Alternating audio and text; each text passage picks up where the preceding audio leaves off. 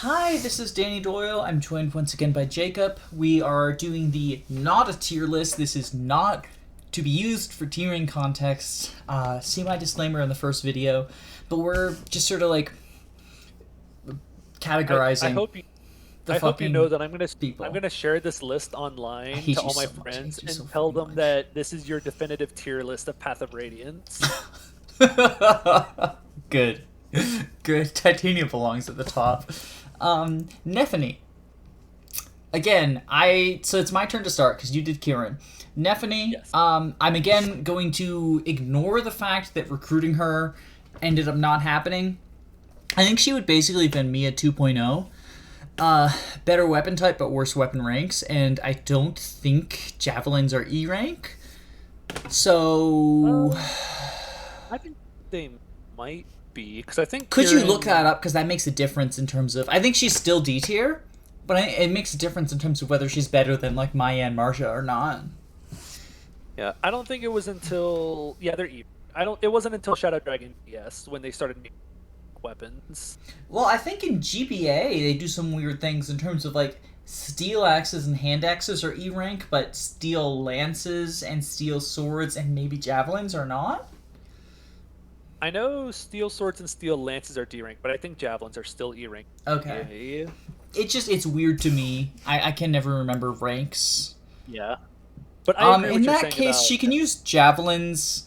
I think that makes her better than Mia. Not better Better than than Marcia.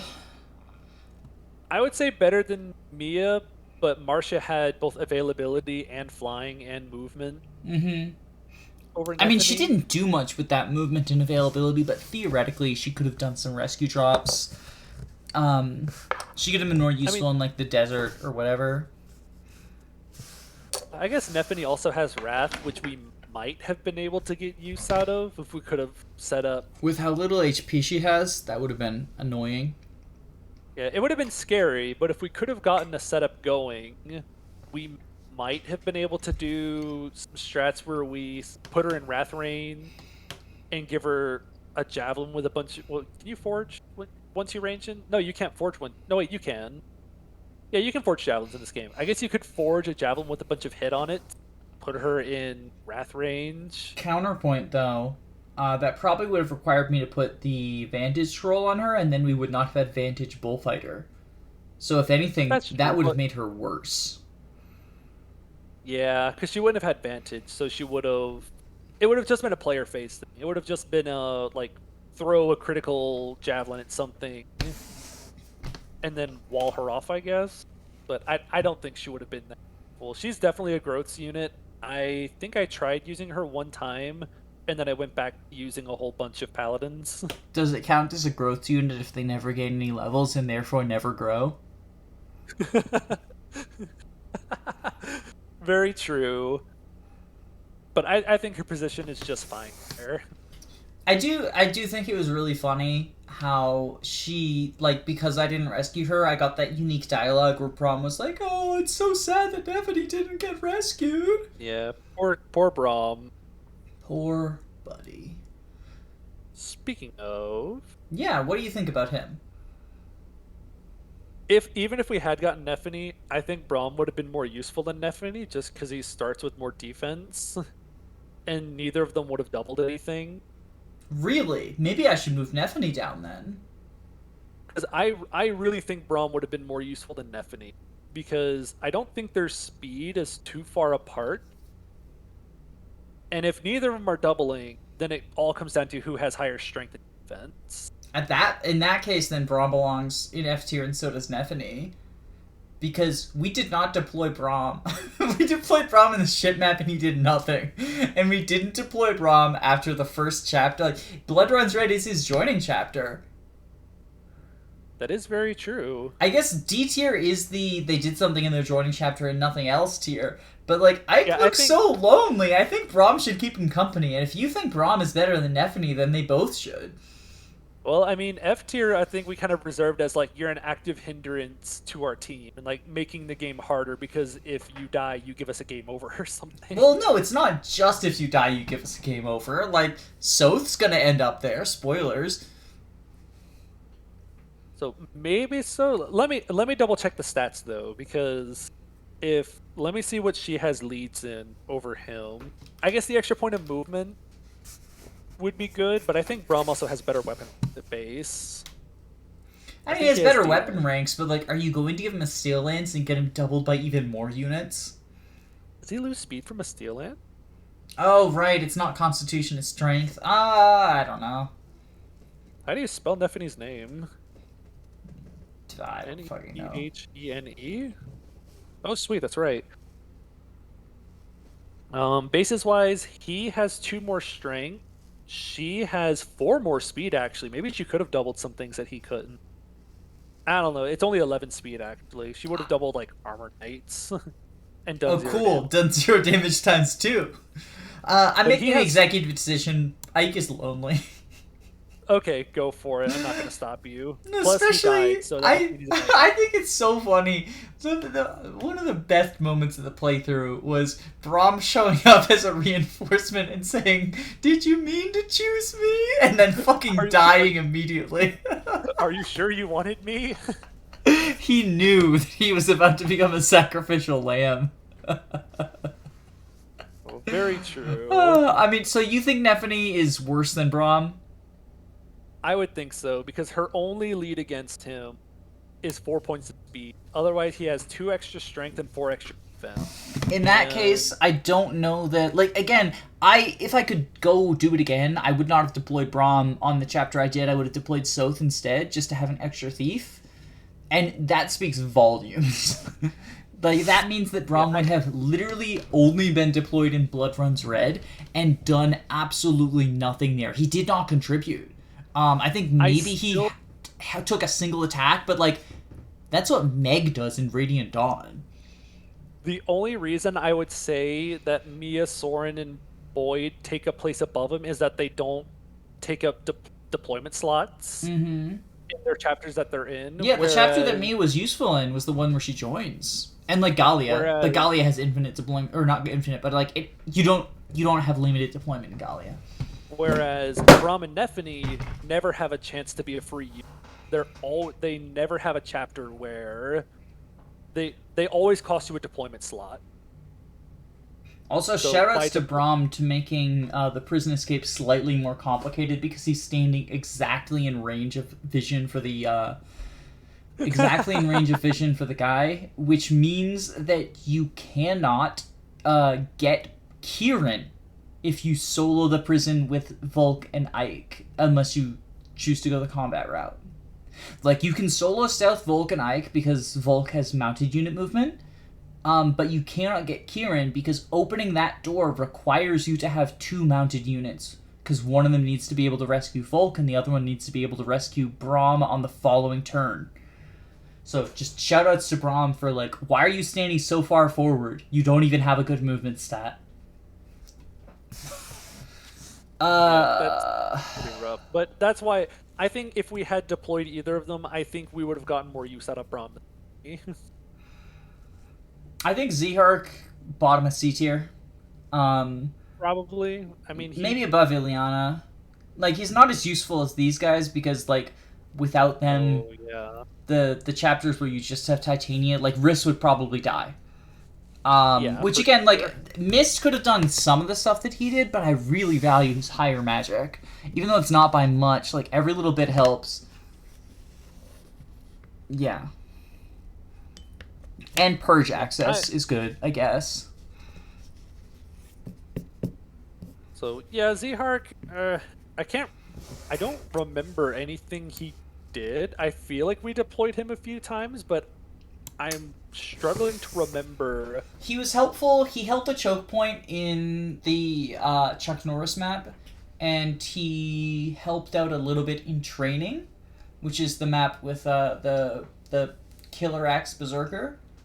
Yes. And other than that, yeah, I think that's about it. It's kind of because we got along the same Stefan line. afterwards, and it's like, I don't think comparing, like, a Swordmaster to a Myrmidon is, like, the only thing. But, like, if I wanted a unit locked to swords, it wouldn't have been Zehark. I think it's just kind of a slow progression where, like, early game we had Ike, who was our bad sword person. Then we got Mia for a chapter, and then we got Z-Hark. And each one is just slightly more stat-inflated versions of the one before. So I think And they C is all a good kind of place for it. suck.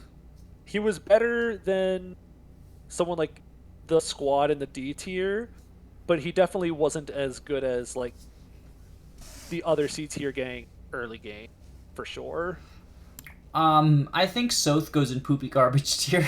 Uh, the only thing that tempts me to put him at the very bottom of D tier is that there is exactly one map where I would like two thieves and have the deployment slots for it, and that's the Chuck Norris map.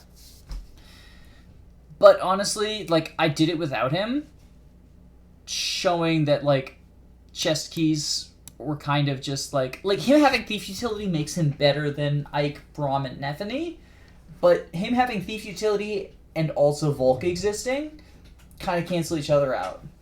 Especially because, guess, like, how much money did I end the game with? oh yeah, you had plenty of money by the end of the game. I guess you could technically argue that Volk never took more than, like, a single hit usually, correct?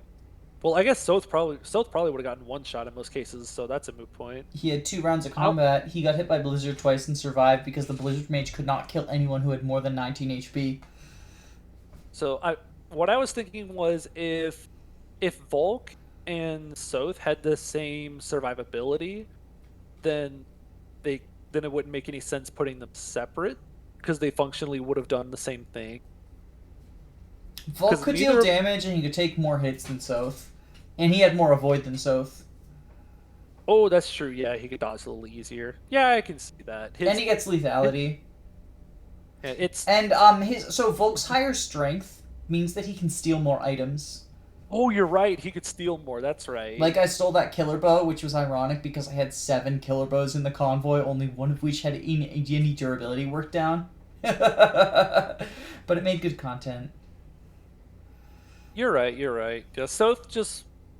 The whole Soth being free thing, like, where he doesn't cost any gold... I think I said this back whenever we were talking about Soth, but I don't think that matters, because you just have so much money in Path of Radiance that it just doesn't matter. Yeah, I think he's useful as a second thief, but very rarely do you want a second thief. Like, the 2 chapters I can think of where you want a second thief are Without a King and the Chuck Norris map. And Without a King, you want a lot of units that are not a second thief. You want combat units, and you want flyers, and you want restore staff users. I think the desert could be a good place for him. Yeah, I did deploy him in the desert, but, like...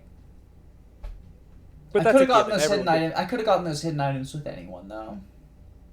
But didn't we also, like, replay the map to semi-rush it to get bonus experience so we could promote Tormod or something? Yeah, we were like 10 XP short or something.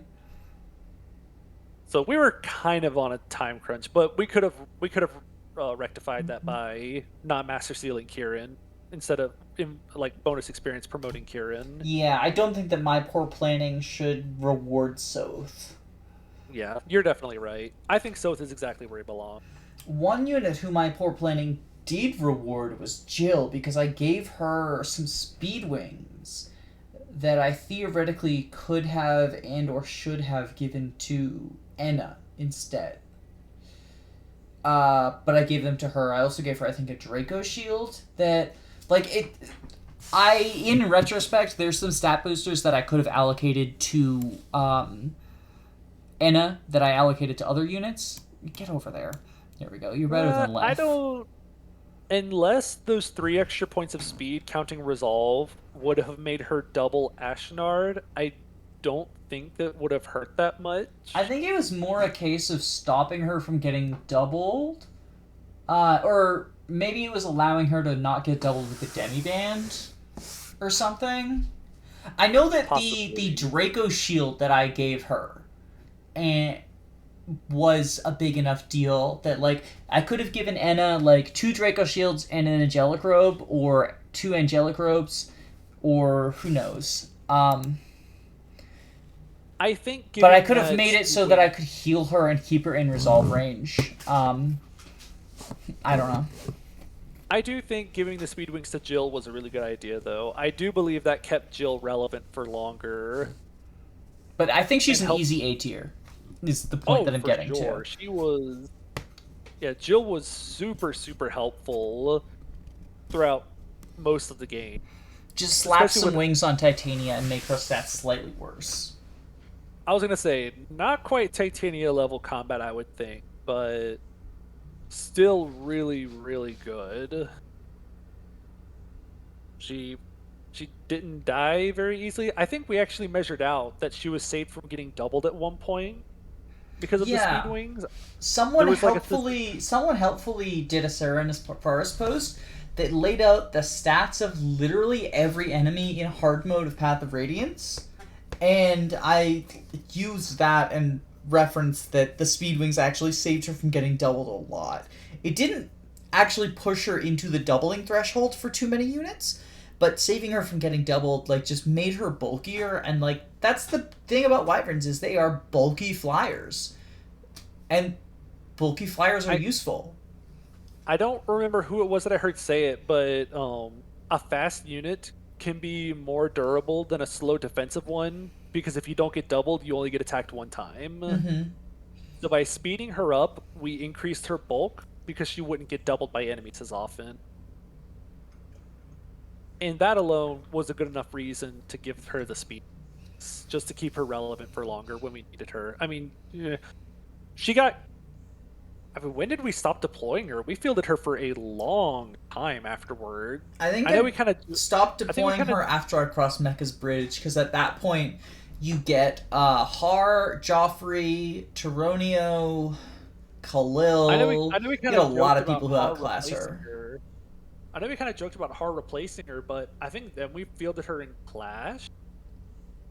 But I Well, don't I think we fielded her in fielded Clash, her. but I didn't field her in the Mountain map. Just because her combat had fallen off to the point where I probably would not have deployed her in Mecca's Bridge if it weren't for the fact that I needed her to recruit Har. Makes sense. But being able to use axes and fly and have high movements and decent strength and bulk, yeah, totally understandable having her in A. She didn't juggernaut hard enough to be S, but definitely someone who made the run easier by her existing. What do you think about Astrid? Well, I think Ash wonderful action. Has Paragon, so she gets double the XP gain. You give her the Night Ward, so she has 30% extra speed growth. You promote her. Oh, this is still 0% growth. Actually, Astrid was bad because she's level 1. She's supposed to be a fun growth unit. I'm trying to decide if she's the worst of the F tier units, because at least with bows, she could chip without taking a counter. I'll put her below Ike because I like cantoed with her or whatever. I'll actually put her above Ike. Below South because Thief utility is more useful than like bow chip with a horse. Yeah, I would say she's better than Ike, even though he has availability over her, because even though her defensive stats are bad, she never has to take a counter. But again, she's supposed to be a fun growth unit. That's why she has Paragon. She's supposed to be a really fun. You're supposed to just level her up a whole bunch. It's supposed to be a fun, look at this unit go. But that doesn't bode well in a run where units can't grow. I mean, in a vanilla context, I think she's the best paladin. Oh yeah, she's so much fun to use. Paragon's a good skill.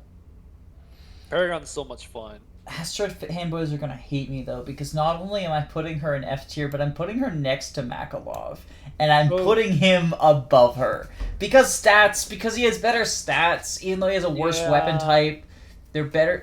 The weapon types are not that different from each other. It'd be like saying like, oh, Oscar versus Kieran, like lances and axes, functionally very close to each other. Swords and bows, functionally very close to each other. I think bows are slightly better for a Kanto unit, but like, yeah, I think he's better because he had better stats, and I only think he's F tier because availability pushes him to the point where like, The only chapter where I would have been tempted to deploy him is Oliver's Mansion, and I didn't, because I don't think he would have performed as well as like Kieran and Marum and stuff. If it weren't for the Night Ward and mounted units being so broken, if this were any other game with Cavaliers, I would say Makalov in a vanilla run is already just about too little too late. But because you can bonus experience in a vanilla run, keep this in mind. In a vanilla run, he's already pushing the boundary of being too little too late if it weren't for bonus experience. So in this context where you can't catch him up outside of stat boosters, I totally agree with him. Bases are worse than Kieran around the board, and he has worse weapon type than Kieran around the board. Yeah, like his bases, because I was looking at him, I was like, maybe I can make him into a third Titania. No. That's why I ended up promoting Tormod. The only reason that I would say that Astrid could technically be better than Makalov is with Astrid having Paragon, you could put a bunch of bonus experience into her, get her promoted, give her axes, and she would have promo bonuses and a better weapon type before Makalov could. And she could not in 0%. Her promo bonuses wouldn't even make her close to as good as Makalov's bases. Really? I don't think so. I might have to dive into actual numbers for it, but yeah, pull those numbers up. Let's get into the science of it. What are Makalov's bases versus Astrid with promo bonus? Let me pull up Oifibot. We'll get into this Astrid versus Makalov debate. I'll look up Astrid because Astrid's fun. So he can be Master Sealed without using any bonus experience. And if you Master Seal him without using any bonus experience, he has 33 HP, 11 Strength, Magic doesn't matter, 9 Skill, 12 Speed, 12 Defense, and 5 Resistance. I didn't think about the fact that you could Master he starts at level 10, you can promote him. Because I'm assuming for your argument, you are spending a Master Seal on Astrid, you are not spending 20 levels of bonus EXP even with Paragon. Either way, you could either say that she's eating all the bonus experience because of Paragon, or you give her a Master Seal. But I didn't realize you could Master Seal him so easily. I didn't realize he was level 10. In that case, the argument, kind of falls off. I do not see any way in which Astrid... Because, again, you can't bonus experience her until after, and that's the map where Makalov joins. And you can Master Seal him on the map if you want to. If you were desperate to use Makalov in 0%. My other thing I could say is if you wanted to use your Master Seals elsewhere, like if you wanted to use one on Tormod, Kieran, and let's say promoted Astrid has worse stats than unpromoted Makalov.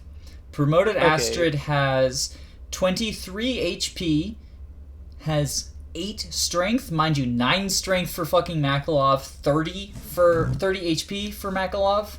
Unpromoted. This is prior to promotion. Makalov has 1 more Strength than her, 7 more HP than her, 2 more Speed than her, 2 more Defense than her, and he has 4 less Resistance because girls get higher Resistance because Fire Emblem is sexist, and 1 less Skill than her because if you're using Makalov, you are an unskilled fake gamer. But other than that, other than skill and res, the 2 most irrelevant stats, unpromoted Makalov has better stats than Astrid around the board, and I do not think that giving her axes makes a difference in terms of comparing them, because you have already invested so much into Astrid to get her to be worse than Makalov is prior to promotion. Yeah, I for some reason thought Makalov was level 7 with lower stats. Than he was. I guess my opinion separate them if that makes you feel better, so they don't have to be holding hands anymore. Oh, I don't care. I'm happy you were willing to look that up and find out the exact details. I think I went first for Astrid, so you can go first for your boy. Did you go first for Astrid? I think I did. I think you did, yeah. So Torgod. I think Torgod's a solid B tier. I think above Mist. I'm almost tempted to put him in A tier because he stuck around for so long. But he was just a staff bot. Well, I guess, but Riss was just a staff bot. I don't know. What do you think? Top of B or bottom of A? Because his combat, even at... What was his combat like when we first got him? I don't remember if his combat was... It was like, nothing to write home good. about, but he hit on resistance. So, like, again, it solves the general problem. Because generals true. always presented a problem because they're high defense. It did take a lot of work to get him up to a high enough staff rank to use utility staffs. Like, we were constantly looking for ways to feed staff uses to Tormod. Mm-hmm. I can see the lower A tier just for the late game staffs alone. But Plus I has think a meteor bot and bolting bot. That's true. He could also use those pretty well. Like, he could combine for a kill with Khalil so that I could use Racing elsewhere. I can see it, because we even did that in some of the late chapters. We did that in Twisted Towers, so I can see sad that. when he died. Yeah, well, I was sad when Martian Miss died, so... Yes, put him below left, then? I want to say supremacy? I want to say his late game stabs would have proved better than Leth. Because who was our... Maybe... Because who was... We didn't have any other stabs at that point before Alencia, right? Yeah, we had Riss and Tormod and Alencia and... I guess technically we could have missed. But if we would have put the investment into it, we could have had Mist. But I mean, I honestly could have promoted Mist instead of... I wasted a bunch of BXB memeing. I think this is good. I think he did really... And having the 2 extra movement means that Leth didn't really have much of a movement lead over him. So he could very easily... He was pretty much missed without Kito, if you really think about it. But he also hits on res and can use 3 to 10 range. So I can see that definitely. Well, I mean, if we're putting characters near... Well, I guess you go first on Moram. I don't want to influence you. Okay, so doing this playthrough, I don't remember if I said this on recording, if this was after the recording ended, but I did not realize how good Moram is at combat. I did not realize how easily he eats everything you put him against. Like, I thought Mordecai was good every time I played the game, and then I dropped him at some point, but I did not realize that Moram was going to help us so late into this playthrough, even while using just the demi. I think if we're putting Leth in A tier, then I think Moram would belong up there too. The only thing he's missing is the early game utility. The early game is why I put her there, though. Because she's there for 2 whole arcs. Like, she's there for the early game and mid game. He's really only there for the mid game. Like, did we deploy him after solo? I think we kind of replaced him with Ranulf because we only have 1 demi ban. Yeah, so like, and Ranulf is just better around the board.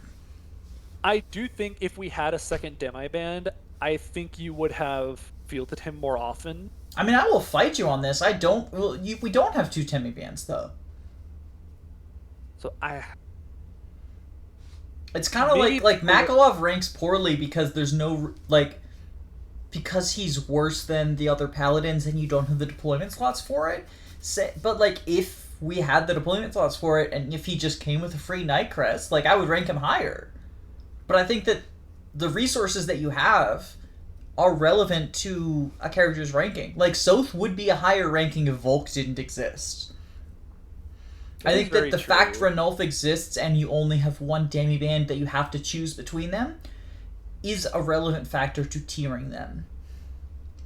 The resources that you have in the game matter. I was personally thinking A tier or high B tier. I was going to go high B, because high B is like people who were there for 1 arc. He was there for the end of Begnion and the entirety of Dane. I think he's better than Mist and Moram. Or Mist and Mordecai. Yeah, I would say he's definitely better than Mordecai, just for the sense of they both needed the demi-ban to do well, and Mordecai just has the higher stat. Mordecai does have the earlier game lead, but without the ability to instantly shift, it hurts him. I'll talk about Stefan. Stefan was a fucking disappointment. Stefan to me Really? highlights that luck is not a dump stat. Like, luck, the fact that he had 2 luck and got crit by goddamn everything was a real detriment. In the chapter we recruited him, I said, this is the first unit I guarantee you I will never bench. And I brought him out for repatriation, but he was on the bench for a good deal of the Crimea arc. I thought we only started benching him after we got Largo. Did I? Did I use him in Battle Reunion? I'm trying to remember. I definitely didn't use him in. I used him in Clash, but you used fucking everyone in Clash. Yeah, you can deploy everyone in Clash. I did not use him in Twisted Tower. I did not use him in Twisted Tower. I didn't use him in Moment of Faith. Moment of Fate. I mean, the other thing is that when I did use him in some of those later maps, it was just like, ugh, I don't want to put him here though, because he'll get crit and fucking die. Or ugh, I don't have 2 range on him. He's gonna be fucking useless. He was on my top 5 in terms of like the game ranking because I thought he probably got a lot of kills because I sort of used him as a delete button. He was on mine too before he died. He was on. But I think that's unrepresentative of how good he was as a unit.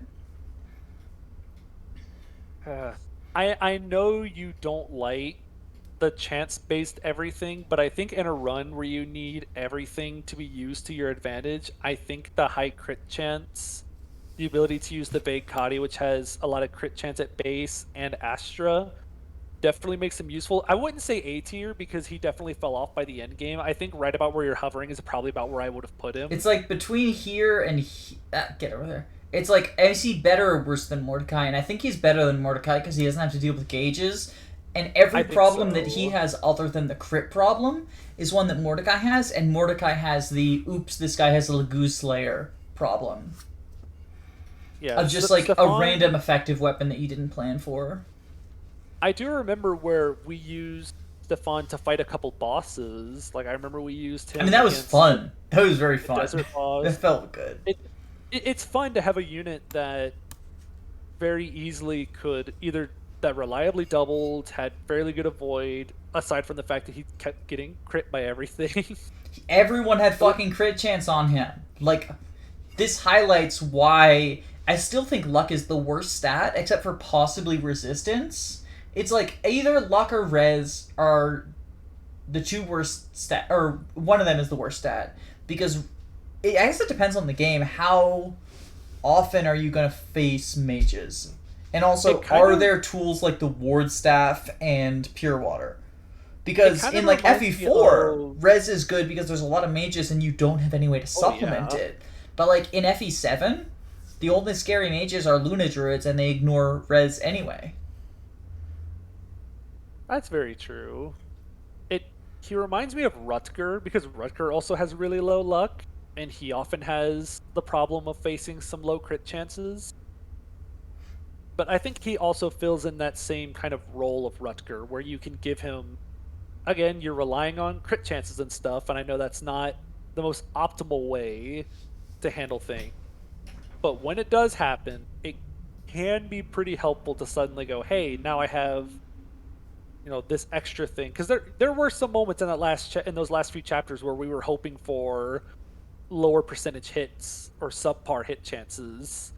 And we were just kind of having to rely on suboptimal circumstances. Mm-hmm.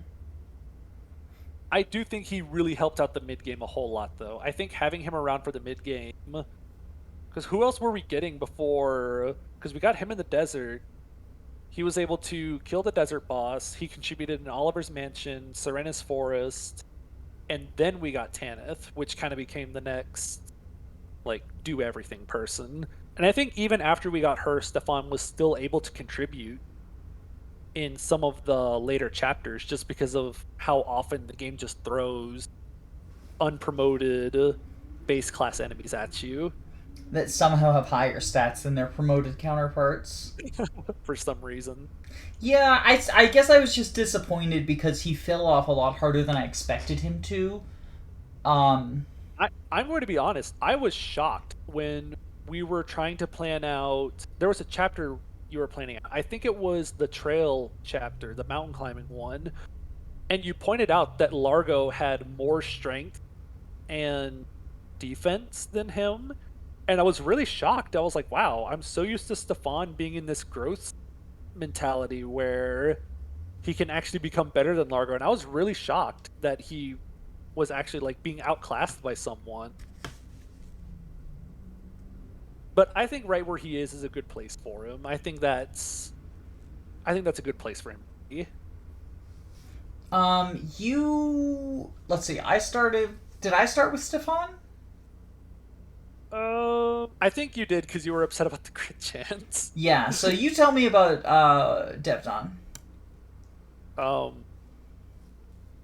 He joined, and then I don't. Did we ever deploy him afterwards? I think we deployed him for a few one or two chapters, Yeah, right? I deployed him in like 3 chapters. Yeah, I would say like low C. Oh God, no. Oh God, Really? no. I think that D tier probably, ID probably. or I get maybe the very bottom of C. I would say the very bottom of C because he could do something that Mia helped out in like her joining chapter. He was about as helpful as Devdon, Zyhark, wasn't he? yeah, you kind of fielded him for 2 or 3 chapters after he joined, just as some filler until we could get better units, like Taronio or Tanith or whatever. Speaking of fucking Tanith. Oh yes, easily. Oh, my beloved. She helped out so much. I know we gave her a whole bunch of stat boosters whenever we first got her, but I think that was some of the best investment of stat boosters in the whole run. Like, she is worth every bit of investment you ever put into her. I gave her the second angelic robe, and I gave her, I think, Boot. well, the boots, but they weren't going on anyone else. I think I gave her a Draco shield as well, like saved one for her from the chapter where Jill joins or something. 1 rounding wyverns with the sonic sword. That is just her mid game performance and late game. Even in the late game, she was still performing so well for us. Even throughout the late game, it's weird because we had Titania all the way up until like Flash was whenever Titania was really starting to fall off, but then Tanith had like her joining chapter all the way to the end game. She was supporting us and helping, and just having the reinforced skill. And just shout out to fucking, like, having magic on a flyer. Like, Yes. the Flame Lance, the Sonic Sword, and the Rune Sword, she has access to the most magical weapons and the 3 most useful ones. Because the Bolt Axe is not especially useful because, like, you face a couple of dragons. That's what it's effective against. But, like, the Wind Sword is great because fucking wyverns. So having, like, wind magic on a flyer is good. Even though she only has 10 magic, like, that's more than a physical unit should have. Yeah, it's still so good, especially compared to how low Wyvern resistance is. And that's really who the Sonic Sword is best against. And Wyvern. honestly, you know what? I was thinking about this earlier. In retrospect, I wish that I'd given her Khalil's Spirit Dusts. Like, both of them. You're right. Well, did we need the 2 extra magic to finish solo, or did we finish that one easy enough? No, we finished easy enough. She does it at base without the Spirit Dust. Okay, in that case, then yeah, it might have been more helpful to give her the Sonic Sword, because there were quite a few times where we were like 1 or 2 points shy. You dance her and you dance Tormod, and they combo to kill in 3 hits without the Spirit Dust. That's true. And with the Spirit Dust, they also need that, so it doesn't matter. So it's definitely, she could have benefited with it more just because she doubles and sees more combat. And also there were a few cats that she was like 1 or 2 points short of killing with the Flame Lance. Like, I don't think that there were any wyverns that didn't die to the Sonic Sword, but there were definitely some cats that it would have been nice to kill. Specifically like tigers, maybe some ravens because she might not have doubled them. I don't know. But easily one of our best 2 units. Titania's early game is so useful that I think it pushes her a little over, but you always keep like your last impression sticks with you so well. And Tanith performing so well from every chapter after she joins just sticks with me so hard. She's so good. Same thing with Rayson. Easy S tier. I don't think we need to talk about Rayson. Like, he's the best unit. He's the dancer who can dance for people. I think we should skip him in terms of, like, even analyzing and counting which one of us goes first. Because it's, like, it's Rayson. It's the dancer. Best unit in the game. Rayson is literally Tanith or Titania or both if you transform him. Like, and then he's also all of these guys. He can also be anyone else we want him to be. And often on the same fucking turn. So I think that's like all the discussion he needs is that he can be any unit that we want him to be, any turn.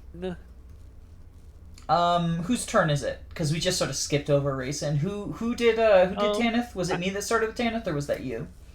I think you went first with Tanith. All right, talk about Janaf. So Janaf, it was interesting getting to see Janaf being used because, like I mentioned when we talked about him, that I had never used this guy before.